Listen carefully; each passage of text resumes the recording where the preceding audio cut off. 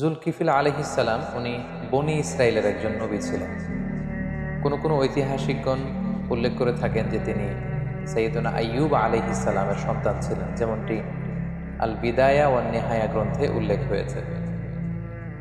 তাছাড়াও কোনো ঐতিহাসিক বলেছেন যে তিনি নবী ছিলেন না, বরং তিনি নেককার লোক ছিলেন, একজন সৎ লোক ছিলেন। কিন্তু এই কথাটি গ্রহণযোগ্য কোনো মত নয়। ইবনু কাসির আলাইহি রহমা তিনি তারজি দিয়েছেন বা তিনি উল্লেখ করেছেন যে সাইয়্যিদুনা জুলকিফিল আলাইহিসসালাম উনি মূলত নবীই ছিলেন, কারণ সূরাতুল আম্বিয়াতে নবীদের সাথে করে আল্লাহ তাআলা জুলকিফিল আলাইহিসসালামের নামটি উল্লেখ করেছেন। আল্লাহ তাআলা সাইয়্যিদুনা জুলকিফিল আলাইহিসসালামকে সিরিয়ার দামেস্ক এলাকাতে নবী করে প্রেরণ করেছেন। কালামুল্লাহ মাজিদে অর্থাৎ পবিত্র কুরআন আল কারিমে যে সমস্ত নবীর আলোচনা খুবই সংক্ষিপ্তভাবে উল্লেখ হয়েছে, তোর মধ্যে থেকে জুলকিফিল আলাইহিসসালাম অন্যতম। কালামুল্লাহ মাজিদে উনি কোথায় এসেছেন, কোন জাতিগোষ্ঠীর কাছে নবী হয়ে এসেছেন, এবং ওনার সাথে ওনার উম্মতদের কি ঘটেছে, ওনাকে আল্লাহ কোনো কিতাব দিয়েছেন কিনা, কোনো মুআজিজা দিয়েছেন কিনা, এই ব্যাপারে কিছুই তিনি উল্লেখ করেন। কেবলমাত্র আল্লাহ তাআলা দুটি সূরার দুটি আয়াতে জুলকিফিল আলাইহিসসালামের নামটি কেবলমাত্র দুইবার উল্লেখ করেছেন। যেমন সূরাতুল আম্বিয়ার ৮৬ নম্বর আয়াতে আল্লাহ তাআলা উল্লেখ করছেন, ওয়া ইসমাঈলা ওয়া ইদরিসা ওয়া যালকিফিল কুল্লুম মিনাস সাবিরিন, অর্থাৎ ইসমাঈল আলাইহিস সালাম, ইদরিস আলাইহিস সালাম আর জুলকিফিল আলাইহিস সালাম, আল্লাহ তাআলা বলছেন তারা প্রত্যেকেই ছিলেন সাবিরিন, অর্থাৎ ধৈর্যশীল। এরপর আল্লাহ তাআলা বললেন, ওয়া আদখালনাহুম ফি রাহমাতিনা, আমি তাদের সবাইকে আমার রহমতের বলয়ে, আমার দয়ার বলয়ে আমি তাদেরকে বেষ্টিত করেছি। ইন্নাহুম মিনাস সালিহিন, আর তারা ছিলেন নেককার, সৎকর্ম পরায়ণশীল। তাহলে এই একটি আয়াত আমরা পেলাম। আবার সূরা সদের ৪৮ নম্বর আয়াতে আল্লাহ তাআলা জুলকিফিল আলাইহিসসালামের নামটি আরও একবার উল্লেখ করেছেন। সেখানে আল্লাহ তাআলা বলছেন, ওয়াযকুর ইসমাঈলা ওয়াল ইয়াসআ ওয়া যালকিফিল ওয়া কুল্লুম মিনাল আখিয়ার, অর্থাৎ হে নবী, আপনি আপনার কিতাবে ইসমাঈলের কথা, ইয়াসা একজন নবী ছিলেন তার কথা, এবং জুলকিফিল তাদের কথা আপনি উল্লেখ করুন। ওয়া কুল্লুম মিনাল আখিয়ার, তারা প্রত্যেকে ছিলেন শ্রেষ্ঠ মানবদের অন্তর্ভুক্ত। এই দুটি আয়াত ছাড়া কালামুল্লাহ মাজিদের আর কোনো সূরাতে, কোনো আয়াতে আল্লাহ তাআলা জুলকিফিল আলাইহিসসালামের ব্যাপারে আর কিছুই তিনি উল্লেখ করেন। তবে ইবনু জারীর আত-তাবারী মুজাহিদের সূত্রে তিনি বর্ণনা করেন যে জুলকিফিল আলাইহিসসালামের আগের যে নবী আল ইয়াসা, উনি যখন বার্ধক্যে উপনীত হলেন তখন তিনি তার পরবর্তীতে একজনকে স্থলাভিষিক্ত করতে চাইলেন। এই উদ্দেশ্যে তিনি তার সব সাথীদেরকে একত্রিত করে তিনি জিজ্ঞেস করলেন যে, আমি তোমাদের মধ্যে ৩টি গুণ বিশিষ্ট একজন লোককে চাইব, অর্থাৎ ৩টি গুণ আমি উল্লেখ করব, যার মধ্যে ৩টি গুণই থাকবে, তাকে আমি আমার পরে আমার স্থলাভিষিক্ত হিসেবে নির্ধারণ করব। তিনি বললেন যে, তোমাদের মধ্যে কে আছো যে প্রতিনিয়ত সিয়াম পালন করো, সবসময় সিয়াম পালন করো। ২ নম্বর তিনি শর্ত দিলেন যে, তোমাদের মধ্যে এমন কে আছে যে সবসময় প্রতি রাতে তোমরা তাহাজ্জুদের সালাত আদায় করো, এবং তোমাদের মধ্যে কে আছে যে কখনো কোনো অবস্থাতেই রেগে যায় না। তাহলে ১ নম্বর শর্ত হচ্ছে ইয়াসুমুন নাহার, যে দিনের বেলা রোজা রাখে। ২ নম্বর শর্ত হচ্ছে ইয়াকুমুল লাইল, রাতে কিয়ামুল লাইল করে, তাহাজ্জুদের সালাত পড়ে। ৩ নম্বর শর্ত হচ্ছে ওয়ালা ইয়াগদাব, কখনো রেগে যায় না। এই ৩টি শর্ত যখন তিনি উল্লেখ করলেন, একজন লোক দাঁড়িয়ে গেলেন তার সাথীদের মধ্যে, দাঁড়িয়ে ইয়াসা আলাইহিসসালামকে বললেন যে, আমি এমনটা করি, এই ৩টি গুণই আমার মধ্যে আছে। কিন্তু সাইয়েদনা ইয়াসা আলাইহিসসালাম তার কথাতে খুব একটা আস্থা রাখতে পারলেন।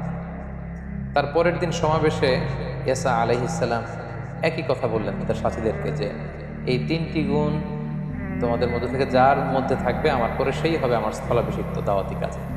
তিনি আবার উল্লেখ করলেন, কে আছো দিনে রোজা রাখো, রাতে কিয়ামুল লাইল করো, এবং কখনো রেগে যাও। ঠিক সেই মুহূর্তে সাইয়েদনা জুলকিফিল আলাইহিসসালাম দাঁড়িয়ে বললেন, আমি আল্লাহ তাআলার মেহেরবানিতে এই 3টি কাজই করি।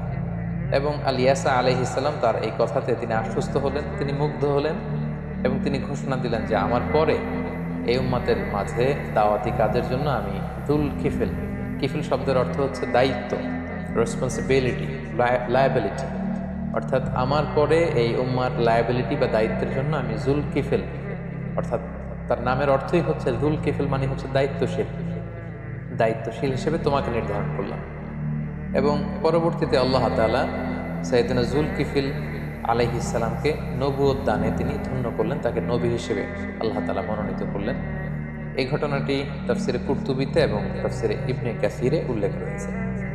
আসলে কোরআনের দুটি আয়াত এবং এই ধরনের ঘটনাগুলো ছাড়া সাইয়েদনা যুলকিফল আলাইহিস সালামের ব্যাপারে নির্ভরযোগ্য তথ্যসূত্রে সমৃদ্ধ কোনো কথা বা কোনো ঘটনা বা কোনো কিছুই আর খুঁজে পাওয়া যায় না। এবং অনেক ঐতিহাসিকগণ উল্লেখ করেছেন যে ফিলিস্তিনের নাবলুস শহরে যুলকিফল আলাইহিস সালাম তিনি ইন্তেকাল করেছেন, সেখানে ওনার কবর। আবার কোনো কোনো ঐতিহাসিকগণ বলেছেন যে ইরাকে তাকে দাফন করা হয়। সম্মানিত শুধু এই ছিল সাইয়েদনা যুলকিফল আলাইহিস সালামের ব্যাপারে কোরআন থেকে প্রাপ্ত কিছু কথা। এ পর্যায়ে আমরা যদি সংক্ষেপে ওনার জীবনী থেকে আমরা কি লেসন নিতে পারি সেটা যদি আমরা উল্লেখ করি, তাহলে প্রথমে আমরা বলবো যে আল্লাহ তাআলা কেবলমাত্র কোরআনের দুটি সূরায় ওনার নামটি কেবল দুবার উল্লেখ করেছেন এবং সেখানে আল্লাহ তাআলা কয়েকজন নবীর সাথে ওনার নাম উল্লেখ করে তিনি বলেছেন তারা প্রত্যেকেই ছিল কুল্লুম মিনাস সাবিরিন, অর্থাৎ তাদের প্রত্যেকেই ধৈর্যশীল ছিলেন। তার মানে নবীদের একটা গুণ হচ্ছে তারা সব সময় ধৈর্য ধারণ করতেন। সাইয়েদনা যুলকিফল আলাইহিস সালামের ব্যাপারেও এটা বলা হয়েছে যে তিনি ধৈর্যশীল ছিলেন। পৃথিবীর প্রত্যেকটি নবী ছিলেন অত্যন্ত ধৈর্যশীল। ওনারা বিপদে ধৈর্য ধরতেন, হতাশ হতেন না, হাল ছেড়ে দিতেন না, কাবু হয়ে পড়তেন না, বরং তারা ধৈর্য ধারণ করতেন।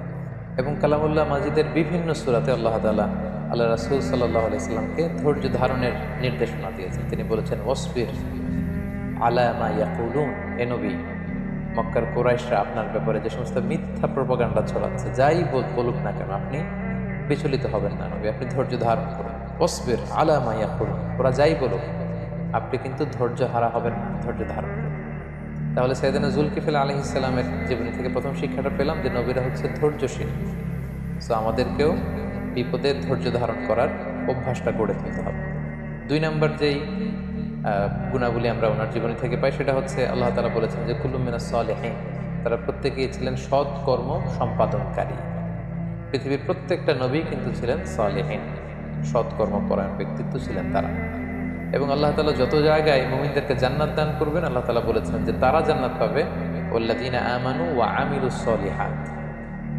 ঈমানের সাথে কিন্তু আল্লাহ তাআলা আমালে সালেহকে যুক্ত করেছেন। শুধু আপনি বিশ্বাস আনলেন আল্লাহ তাআলার উপর, কিন্তু এরপরে কোনো নেক কাজ করলেন না, সৎ কাজ করলেন না, কোনো আমলে সালেহ করলেন না, তাহলে কিন্তু সেই ঈমানের কোনো দাম রইল না। এই জন্য আমাদেরকে সৎ কর্ম পরায়ণশীল হতে হবে। এটা আমরা সাইয়েদনা যুলকিফল আলাইহিস সালামের জীবনী থেকে পাই। সবশেষে আল্লাহ তাআলা বলেছেন যে তারা হচ্ছে the best people in the world, the best human being এবং চুজেন পার্সোনালিটি আল মুস্তাফাইন আল আখিয়ার, কুল্লুম মিনাল আখিয়ার। যে নবীদের কথা তিনি উল্লেখ করেছেন সেখানে যুলকিফল আলাইহিস সালামের নাম উল্লেখ করে তিনি বলেছেন যে তারা হচ্ছে the best people ever in the world. পৃথিবীতে নবীদের চাইতে শ্রেষ্ঠ মানুষ আর হতে পারে না।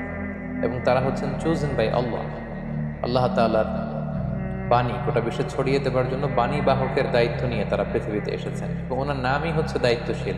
যুলকিফল, আমরা বলেছি যে আল কিফল শব্দের অর্থ হচ্ছে দায়িত্ব এবং যুলকিফল শব্দের অর্থ হচ্ছে দায়িত্বশীল। তার মানে সব নবীদেরকে কিন্তু আল্লাহ তাআলা রিসালাতের দায়িত্ব দিয়ে এই পৃথিবীতে পাঠিয়েছেন এবং আমরা প্রত্যেকেই আসলে দায়িত্বশীল। আল্লাহ রাসূল সাল্লাল্লাহু আলাইহি ওয়াসাল্লাম বলেছেন যে কুল্লুকুম রাঈন ওয়া কুল্লুকুম মাসউলুন আন রাঈয়াতিহি, তোমরা প্রত্যেকে দায়িত্বশীল এবং তোমাদের প্রত্যেকের দায়িত্বের ব্যাপারে কিন্তু আল্লাহ তাআলা কিয়ামতের দিন জিজ্ঞেস করবেন।